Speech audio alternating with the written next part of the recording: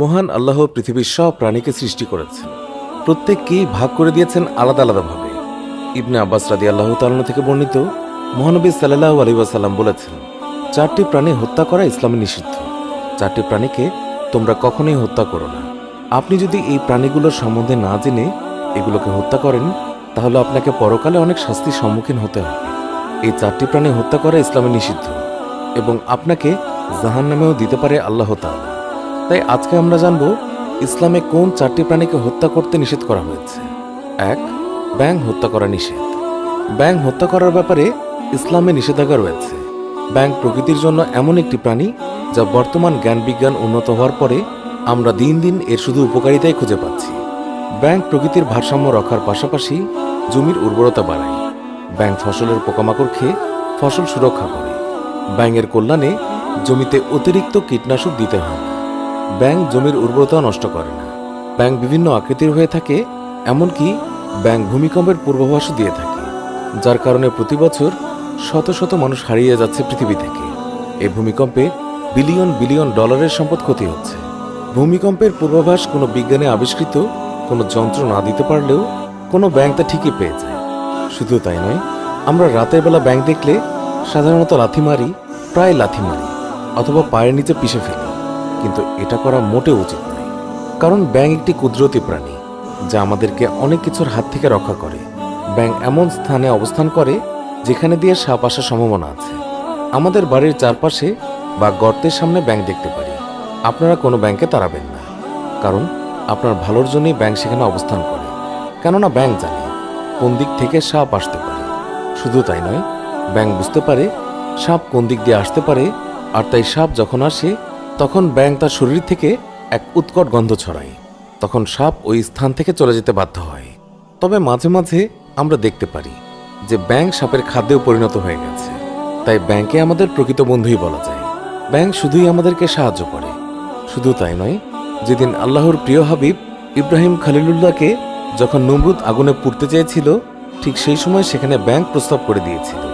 হ্যাঁ, এটা ঠিক যে ব্যাঙের প্রস্তাবে জ্বলন্ত অগ্নিশিখা কখনোই নেভাতে পারে না, কিন্তু ব্যাঙ আল্লাহ তাআলাকে বোঝাতে চেয়েছিল সে নমরুদের পক্ষে নয়, আল্লাহ তাআলার পথে।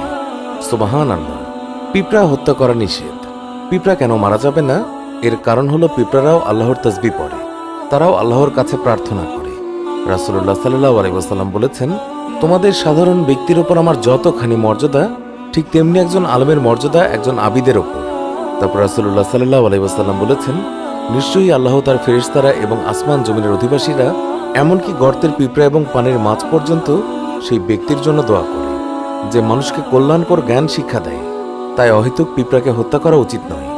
আবু হুরায়রা রাদিয়াল্লাহু তাআলা থেকে বর্ণিত, রাসূলুল্লাহ সাল্লাল্লাহু আলাইহি ওয়াসাল্লাম বলেছেন, কোন এক নবীকে একটি পিঁপড়া দংশন করলে তিনি সেই পিঁপড়ার বস্তি জ্বালিয়ে দেওয়ার আদেশ দেন এবং তা জ্বালিয়ে দেওয়া হয়।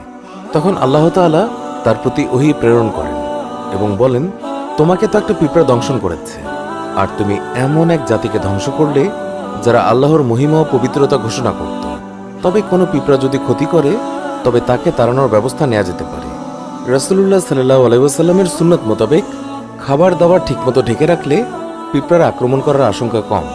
রান্নাঘরের ক্যাবিনেট পিঁপড়ার আক্রমণ থেকে রক্ষা করতে সেখানে দারুচিনির গুঁড়া কিংবা শুকনা মরিচ রেখে দেওয়া যেতে পারে, তাহলে সেখানে পিঁপড়ার আক্রমণ হবে না ইনশাআল্লাহ। 3. মৌমাছিকে হত্যা করা নিষেধ। মৌমাছি মহান আল্লাহর এক অপূর্ব সৃষ্টি, যাকে আরবিতে বলা হয় নাহল। পবিত্র কোরআনে নাহল নামে একটি সূরায় অবতীর্ণ হয়েছে। মৌমাছি আমাদের জন্য উৎকৃষ্ট মধু আহরণ করে। প্রিয় নবী সাল্লাল্লাহু আলাইহি ওয়াসাল্লাম মধু খেতে খুব ভালোবাসতেন। এরা খুবই পরিশ্রমী পতঙ্গ। ফুলের রস মুখে নিয়ে সেটা থেকে জলীয় অংশ দূর করে শতভাগ ভেজাল মুক্ত এক ফোঁটা মধু তৈরি করতে যে শ্রম এবং সময় ব্যয় করে, সেটা সত্যি বিষয়। 1 পাউন্ড মধু বানাতে 550টি মৌমাছিকে প্রায় 20 লক্ষ ফুলে ভ্রমণ করতে হয়, আর 1 পাউন্ড মধু সংগ্রহ করতে একটি কর্মী মৌমাছিকে প্রায় 14.5 লাখ কিলোমিটার পথ অতিক্রম করতে হয়, যা দিয়ে পৃথিবীকে 3 বার প্রদক্ষিণ করা সম্ভব। সায়েন্স টাইমের মতে পৃথিবীতে যত রকমের চাষ মানুষ করে থাকে তার 70% নির্ভর করে মৌমাছির উপর। যদি মৌমাছি ফুলে ফুলে উড়ে মধু আহরণ না করে, তাহলে তাদের গায়ে ফুলের পরাগরেণু লাগবে না, সেই রেণু অন্য ফুলের গায়েও লাগবে না, হবে না পরাগায়ন। খুব কম সময়ের মাঝে পৃথিবীতে আমাদের চেনা জানা কোনো গাছের অস্তিত্বই আর থাকবে না।